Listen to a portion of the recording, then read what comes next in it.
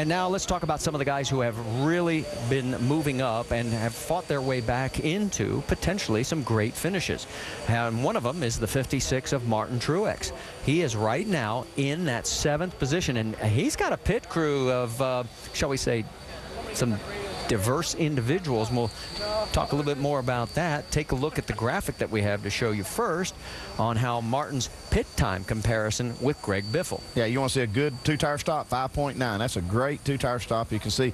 And they also had to get enough fuel in this car to try to make it to the finish if it goes all the way.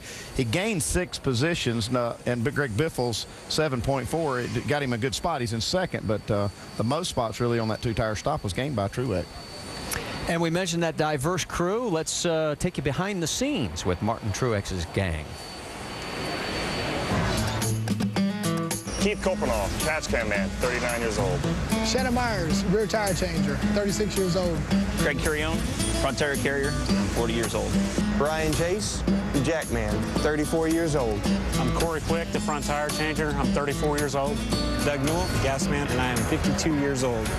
We've had other crews ask us if we need wheelchairs to get around. You can't get away with a lot of stuff you used to when you're younger. I know that. They make fun of our gray hair every once in a while, but, you know, we can doctor that up just for men. If you look at our plane after the race, there's quite a few ice bags, quite a few ibuprofen being thrown down. First day of practice, first time that all 7 guys had been together. We decided, let's just do rolling stops today, dive in, see what we get. After our very first pit stop, and I just smiled, and I said, this is going to be good. First lug they hit, the first index, the first plug in with the gas, the first jack stop, it felt the chemistry was there. The first time I stopped in the box and they got to going and they did their thing, they dropped the right side, I was like, wow, that was quick. It almost surprised me. Nice job. Napa know-how.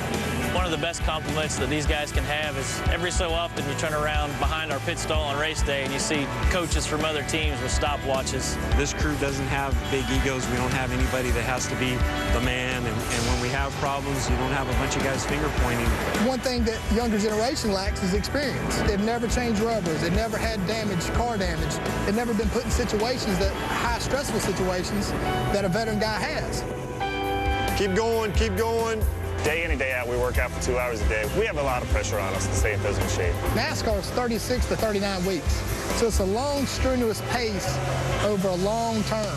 And I think if you don't take care of your body, I believe you're going to fail either at the track, things are going to show up, and your performance is going to lag. 4 tires of gas.